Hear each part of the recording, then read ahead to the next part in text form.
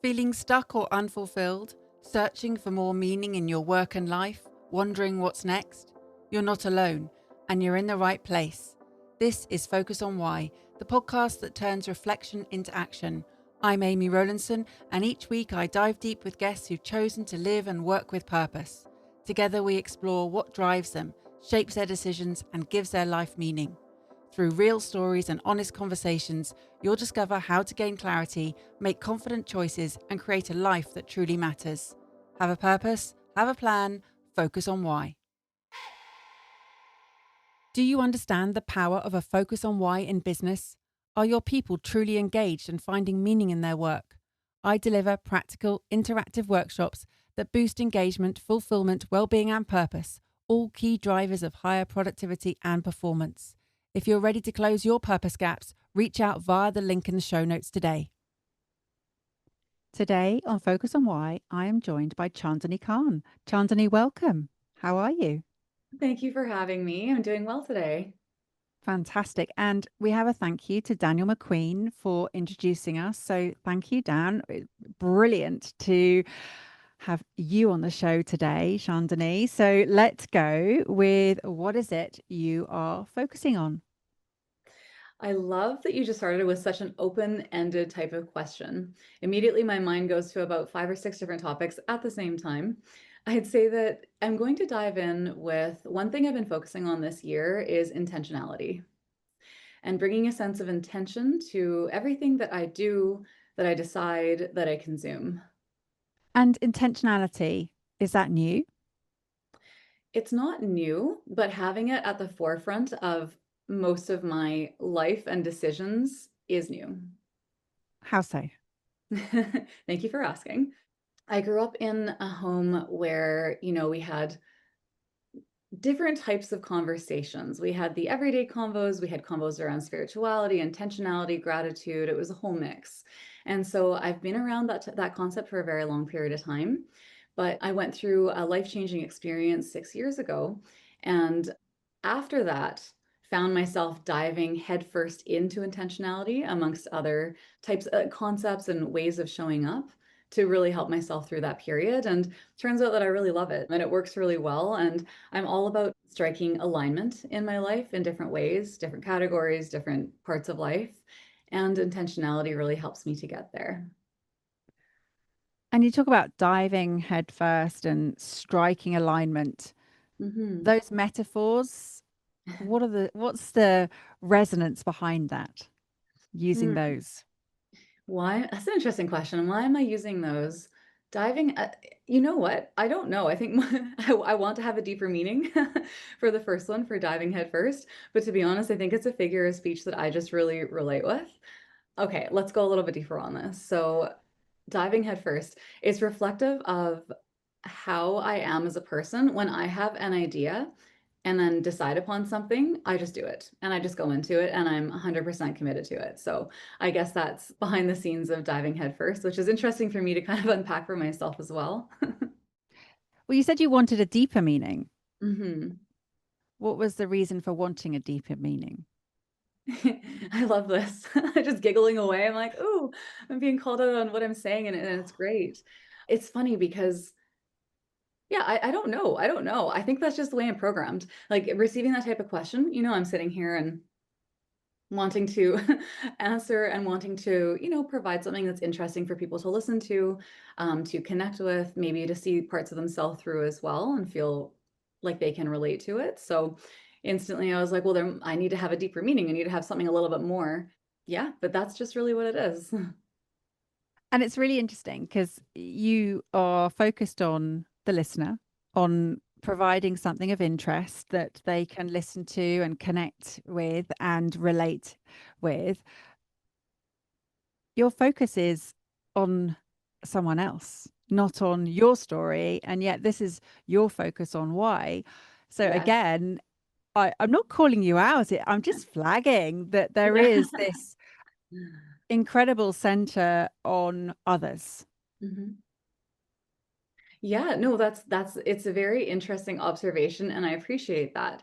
And when you started sharing those pieces where my mind went to was, with this life-changing experience that I went through, I had a lot of focus on me, on my story, on trying to make sense of my story, on processing, on healing, on really, really needing to turn inward for a very long period of time and have that my primary focus.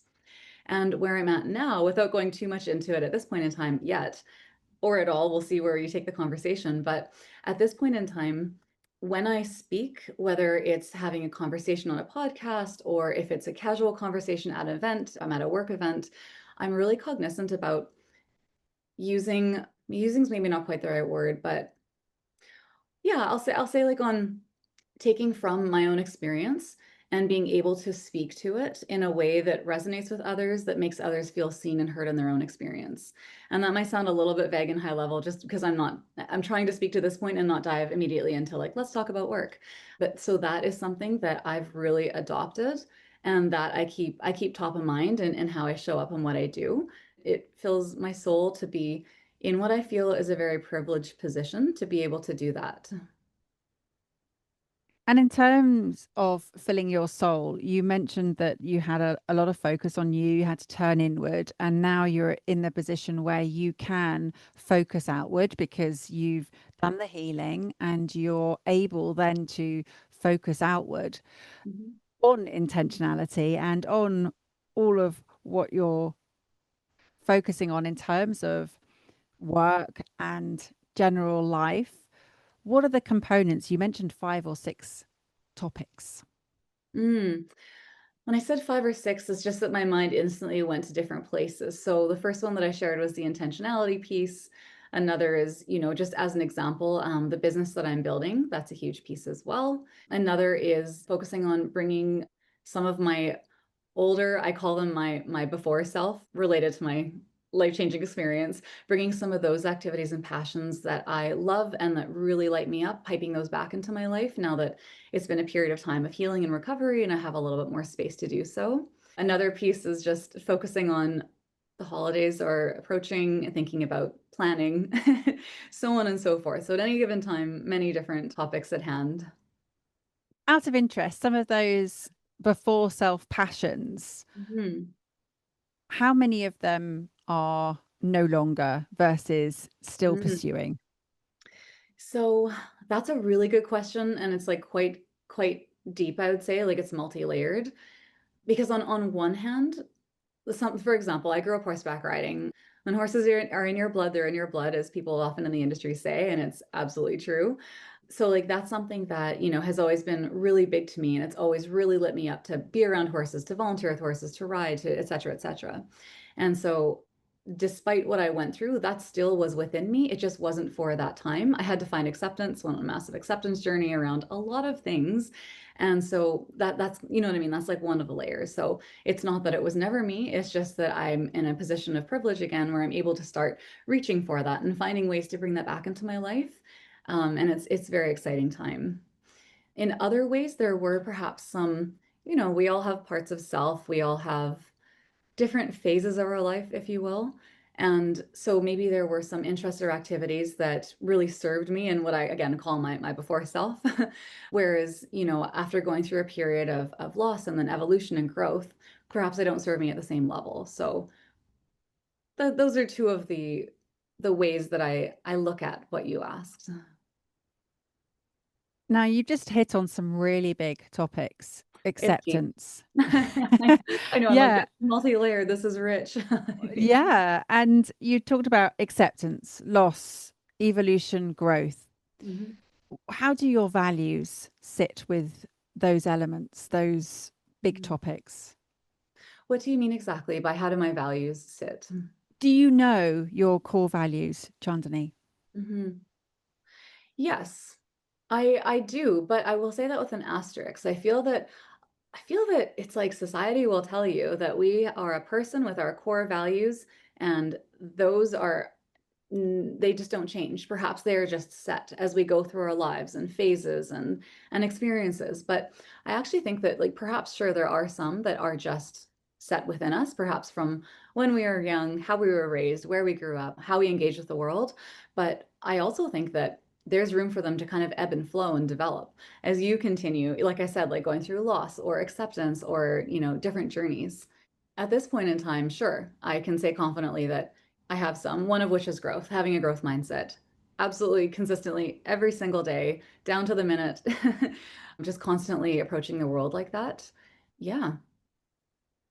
And it is a case of some will sit with you, and then some may, as you say, ebb and flow. They may return or they may serve a purpose for a certain point of time. The growth element of having a growth mindset, what does growth give you?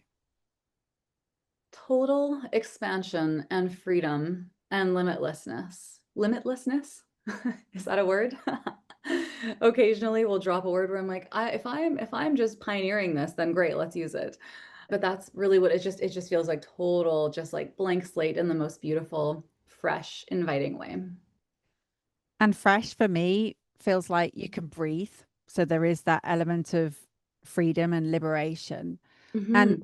expansion, I love expansion and limitlessness in terms of possibility, right? Mhm. Well, yeah, possibility and just the concept of learning to become aware of limiting beliefs that every one of us carries in some way, shape, or form.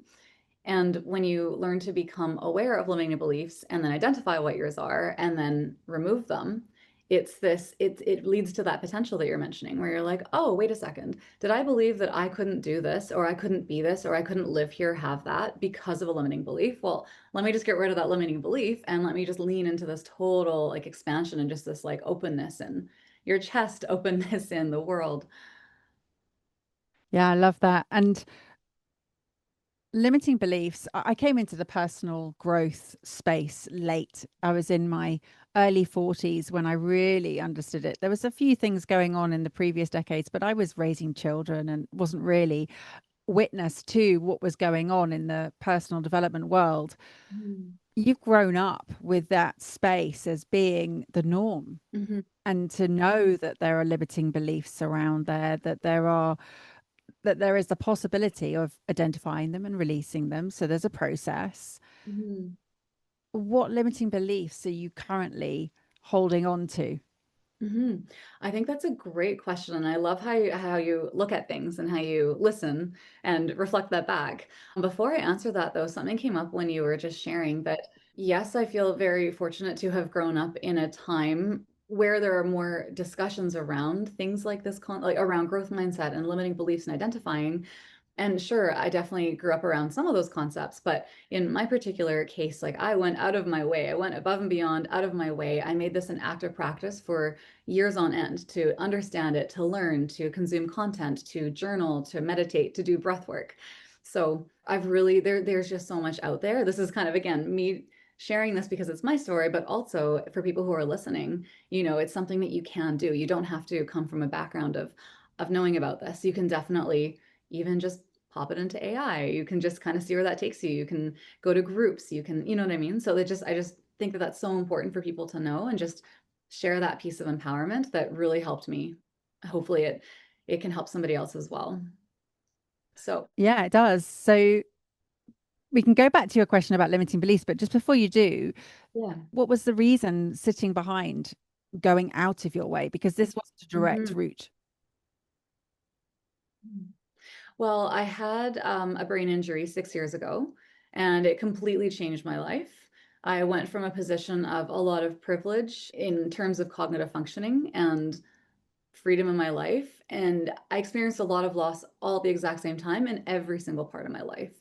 And so I went from living what I really considered an expansive state and a lot of freedom and ease and just things that I took for granted to all of a sudden not being able to do any of that and living and sitting with loss.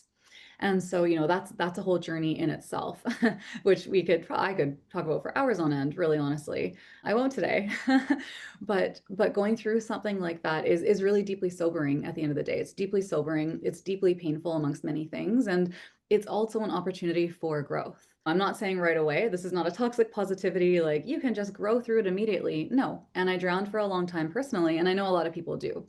But eventually, I got to a point where I made the active decision this isn't enough for me anymore. I need to strive for more. I need to push myself. And so that's kind of what led me down that path of trying to just develop out a very fulsome growth mindset and understand okay, what else is holding me back? What about myself do I believe in this moment based on my experience, the limitations I felt, the way my life changed, like things that I didn't want? What am I believing about myself that maybe is not actually true? And I just have this idea for some reason.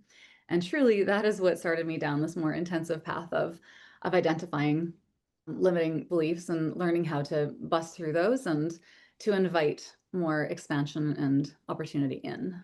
Yeah. And so really helpful to have had this mindset at the point of your experience to help you navigate through in terms of the breath work, the journaling, the meditation, and the learning and understanding, but also the acceptance is such a huge piece, the gratitude, right?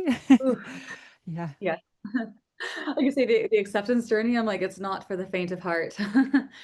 It's, I'm on my giggles right now. Like I've learned to manage a lot with a little bit of dark humor. And now that I'm on this side of things, so me giggling when I say that, that's just like the leftover kind of discomfort of like, wow, that was a very painful journey. But going through it and sitting with it and sitting in it and moving forward and healing through it, incredible. Like incredible where you can land after that. But I just had to say that acceptance journey. My gosh. Yeah, I hear you, and it's huge. So Mhm. Mhm. in terms of, we'll come back to the limiting belief. Are there any that you're having or you're sitting with right now? Probably. Honestly, probably. I mean, I don't think we're ever in like a 100% totally, I don't know if we want to say healed or hesitate on perfect, state. So probably, absolutely. In terms of that journey, it's a constant process, Mhm. and it was more a case of you mentioned the process of having them, identifying them, releasing them, and just when you do, another one pops up, right? Mhm. Well, I don't know if it pops up as much as like maybe it's tucked in there. And then because you've built this level of awareness and this practice around identifying, you're able to say, oh, well, here she is. The work is not done yet. And I'm saying that kind of tongue in cheek. The work isn't done. People who are in the growth mindset space, they will pick up on that. The work isn't ever done. And I mean that in a very positive way, just because we have this limitless potential. It can be quite interesting as well. Like when you just asked if I have any right now, and instantly I was like, probably.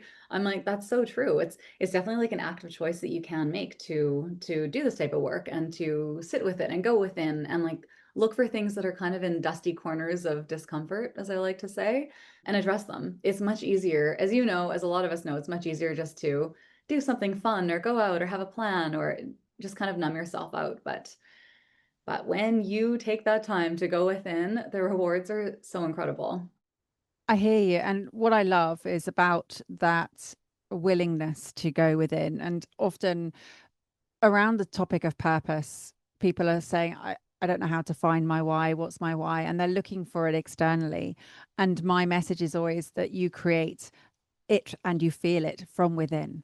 And yes, there is work to do because you have to understand who you are, what you stand for, and separate out your beliefs from those, as you were mentioning earlier, in terms of societal and workplace and educational and familial, all of the different paradigms that you are receiving from information. It's so much.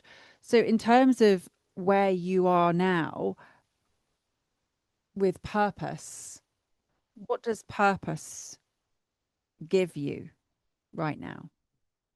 What does purpose give me right now? What an interesting way of phrasing that question, or like a very interesting question. What does purpose give me right now? I mean, inner light, I'd say. It gives a sense of inner light. It gives drive. Maybe it doesn't give drive. It's all kind of interconnected. It's sort of an interconnected web, the way that I see it, or like a beautiful ball where there's motivation, there's drive, there's passion, there's excitement, there's again a limitlessness as well. There's the concept of, because of my own life experience with what I'm doing now, the business that I'm creating, the way that I'm serving, the changes that I lead in the space, it gives me a lot of hope as well that I can lead change that will really make this an easier experience for others as well. It's lending again in this interconnected ball. It's also very much lending to this continued sense of community And in what I do professionally, I lean really hard into community, and it's just such a beautiful space to exist. There are so many of us working to create changes and lead change in the space in all different ways. And I just so strongly believe in when we all come together, cliche, as it may sound, like we'll just reach where we need things to go for society a lot faster, more efficiently, just better, to be honest. So those concepts all tied in. Yeah, I love it. And this web, this ball that you can visualize and that has got all these different components. Yeah. How do they look if you have this as a physical entity? What is this ball? How does it look? Ooh, let's see. Well, and I'm quite visual as a person, so I've already kind of seen it. It feels like a little bit funny to explain it, but here we are. We're sharing. I just see it as like a ball with all different color sort of pieces. I don't know what it's made of. I don't know if it's fabric or if it's plastic. I don't know. But it's an interconnected web of like all different colors. That's what it looks like. Yeah, it's kind of like the ones that you have with the elastic bands that keep with different color bands that just keep on adding to them and it gets That's it. bigger. Yeah. Yes. It's often easier to describe it as a physical shape sometimes, but those elements that you mentioned, the excitement, the limitless, the hope, the beauty, the change, the community, the connection, I would say those are your core values Hmm. in terms of what Yeah, really did you? drives you. Yeah. Yeah, fair. Absolutely fair. Mhm. And in terms of this inner light Mhm. that you have, Mhm. what about the light that you're shining externally? What's that focusing on? Are you asking what I'm doing, or are we looking to extrapolate from within without where are we going with this? Yeah, I purposefully ask vague questions because I don't Okay, want to okay. steer or have a Okay, fair. bias. So I purely use the words that you're using so that then I can hopefully elicit something from it. So there is no right or wrong Wonderful. here. It's just purely what it is that you get from it. So yeah, Sure. what is the light focusing on? And this is me being like what I like to call a recovering A type, but even like trying to understand that question further and be like, is this what you're asking? Is this the answer I'm going to provide you? So the light that I'm shining externally, well, honestly, I see it kind of breaks down into two arms, if you will. One of them is purely, I just feel so strongly about being able to sort of, do, as we were saying, like do the work. Like it's much more than we just scratch the surface of today, the type of work that I personally take on and do in a personal growth way. But to do that work, to be able to really, like cultivate this like beautiful feeling within. And part of the two arms, like one of is just like I just enjoy being able to shine that outwards and to be able to help lift others up, even without specific words, without strategies, just being able to share that beauty that you feel with others. And then that's my one side of me. And then my other side of me is that what I'm doing now professionally is I'm providing patient-centered continuing education for concussion practitioners. So right now I'm working with allied healthcare teams, so people like physiotherapists, chiropractors, occupational therapists, and so on. There are a lot of incredible professionals who serve people with concussion brain injuries. And so that's the second arm of what I'm doing is, I'm very much focused on leading change in the delivery of concussion care. I got to see up close and personally that there are a lot of gaps that in service, in systems that patients face. I saw that in my own experience. I've also heard from hundreds of people at this point in time as well. And I've been able to really grasp what the common denominators are, if you will. And so that's something that I've taken on. And, I'm so lit up by doing this. There's a massive appetite for it in the space right now, which is very exciting. There are, as I mentioned, a lot of other professionals that, this beautiful community that I've been so privileged to build and to lean into and collaborate with in different ways. A lot of people are serving the space in their very own way. I always look at it like a pie. We're all taking a slice and we're all, serving, but really for the greater good of the entire pie, if you will. And that's really, I will leave it there for now, but those are the two arms that I'm referring to. And you use this word beauty and beautiful many times here in terms of the beautiful space, the beautiful ball, just the beauty of connection with others. And Yeah. yeah, tell me about, what does beauty mean for you? Yeah, it could be one of two things. One is that I do like the word. I like what it evokes within me when I say it. Part one. Part two is that I actually do have an extensive vocabulary as a person. I have had since I was a child and potentially needing to like lean into that a little bit more to diversify.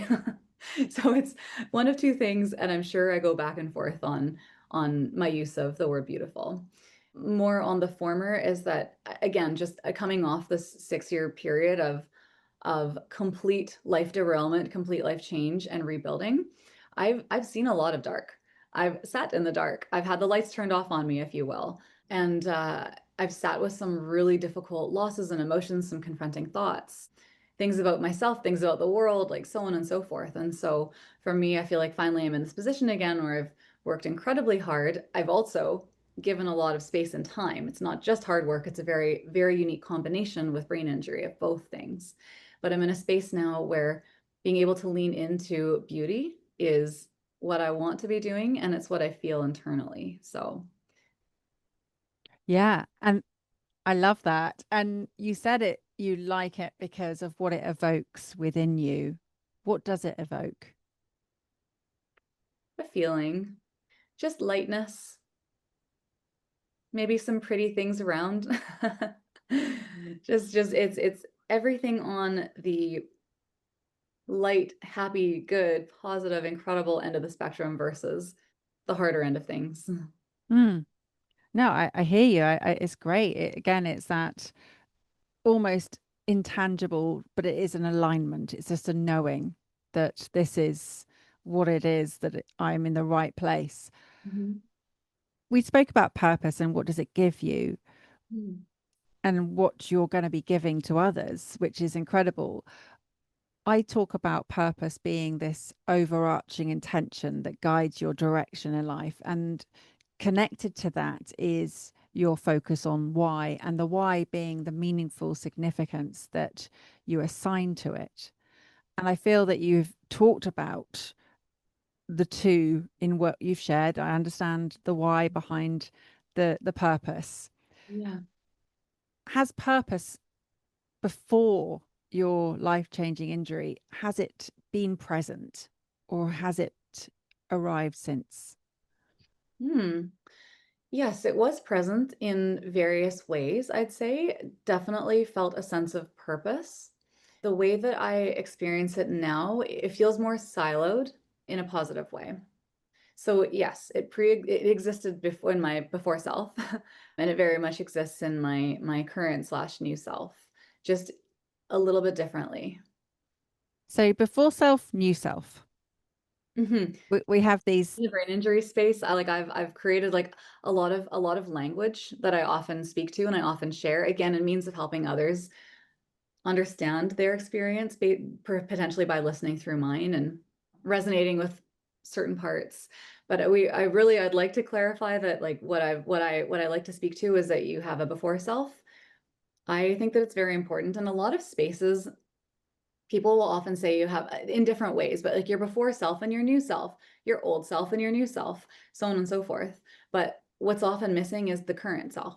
And that's something that when I work with various practitioners, like this is something that I like to go through and I like to offer support in, that we have an old self, a current self, and then a new self. Because when going through a brain injury, when your entire life is derailed, you don't know up from down. You basic skills that you take for granted, those are a wash. You don't have purpose, you're not working, you're not social, you're not the person you used to be. All of a sudden, just being stuck between like an old self and a new self is extraordinarily painful because you don't know who you are anymore. So I always like to share that referring to having a current self is a very healthy way and an easier way for people in that experience to be able to sit with where they are in the continuum of self. And it is essentially a whole new identity that you're creating It and is. you get to choose. Yes, yes, you do. You get to choose. You may not want to when you have an injury. You may say, I love my old self. I love my old life. I didn't want to change these things. And that's part and parcel of the acceptance journey, which we skimmed the surface of a little while ago. Yeah, but absolutely, loss of self and identity is a huge part of it. This is something that I'm very passionate about speaking about, sharing, speaking, holding space for others, helping practitioners who serve this population to really have at least a high level understanding of the other pieces that a person's going through, as opposed to just the physical body pieces. I mean, this is a journey that people go through without having injuries such Mhm. as you've had. So, in terms of the the current self, being present to the moment, that is also a journey and a state that many people aren't even living in that way. They're existing and they Mhm. are future planning or they're past focused. So being in the current self, how does that help for you? Being in it evokes a level of acceptance for what is. Also, I mean, there's a lot of different practices around being present. Meditation is a great way. There are, for people who have never meditated, there are guided meditations, there are apps, there, you know, you can listen on YouTube. There's a lot of different ways you can access support to be able to do that. It could be as simple as doing a body scan where you're laying in a very, you know, calm room, you're in a calm kind of moment, or you're needing to calm yourself, and you go through from your toes to your head and think about each body part and just imagine it relaxing. That's a really good way to start practicing the concept of being in the present. And you know, above and beyond that, it is an active practice, but it just really grounds you to where you are. And I don't mean to give up thinking about the future or planning, not at all. I'm just suggesting adding this in as an additional practice, even for a few minutes a day. Yeah, I love that. It's so key and being present, understanding that there are gaps that you're focusing on in the service and what you're able to bring to the table, having had lived experience as well as learning from the perspective of working with all the professionals, Mhm. knowing that also you have to do the work, but it is the work and it's a Yeah. lifetime work, right? This is your Yes. life's work. Yeah. That's What's the vision? what's the vision? Again, my mind is like, ah, what's the vision? I'm like, I could answer this in so many different ways. The vision for me on a personal level, the vision is to continue, you know, working through some of the sort of like the last little fragments of my brain injury. I'm not yet at my 100% that I'm not. And, you know, despite sounding a certain way, looking a certain way, showing up a certain way, there are still things that challenge me. So the vision is to continue sitting with those, continue receiving, continue working, all the things to be able to get to a place where uh, I am, well, honestly, doctors might say you have to leave us alone now, but I feel that we continue healing consistently for years on end, so I don't think it's over. But I want to get to a space where I don't have fatigue in my life, to be honest. And it's funny to answer a question like, what is a vision with something so granular? It's just that that is something that touches all parts of my life and that I manage. I'm cognizant of managing it very well. So the vision is to be in a place where that is no longer a thing. And therefore I'm just opened up to further levels of expansion in like every possible way, in my personal life, in my business, in what I endeavor to do at any point in time because I want to. So that's on a personal level, a bit of professional, but on the totally professional side of thing, the vision really is to lead change in the delivery of concussion care and beyond. I know that, you know, what I'm doing right now, it certainly lights me up. There's a huge appetite for it, which is very encouraging. But I very much feel that this will continue evolving. There are more interesting collaborations that are happening. There are people reaching out. There are developments. There's research. There's so much happening in this space that I don't know what it is yet, but I know it's going to be this grand change that a lot of us come together to facilitate. I love the idea of this. And there's part of me just thinking about some of the sports that exist that are not helping with the Mm. onset of concussion. Mhm. And I mean, there's the brilliant film which was the Will Smith film talking about American football, concussion. Rugby is a big sport in the UK that we have here, and there's more and more former players who are struggling now in later life with various things, and boxing again leads to delayed concussion. That there's lots of sports that have this. Is that an element that you might be looking at in terms of preventative as opposed to helping those with Helping those, sorry, I was helping, pausing. yeah, helping I was those like, with let she finish. who've had concussion, so the post Sure, concussion? Is it sure. also a case of you're looking for the preventative Mhm. as well? Yeah, I mean, I will acknowledge that, of course, sport is a huge contributor to concussion, but actually, so are motor vehicle accidents, domestic abuse, slip and falls. Like these are all great, as in large contributors to this type of injury. So that is part one that felt important to just comment on. Part two, I mean, you never know. Right now, I'm very much working on the other side of things. My focus has been and currently is really on chronic cases. So it's called PPCS, persistent post-concussive symptoms. Working with practitioners who support this population. My hope is to be able to help people get from this persistent state into a path of recovery, whatever that looks like for them. It will look different for every single person. There's a lot more behind this, but that's just kind of a high level perspective. In terms of switching focus or adding another focus into preventative, I mean, absolutely possible. As I mentioned, things will continue evolving. For me, the way that I show up, the change that I can lead, and I don't know what that looks like exactly, but I am very much open. So it's a great question. I love this, and I could talk to you and ask you so many more questions, Chandani, and we've run out of time today.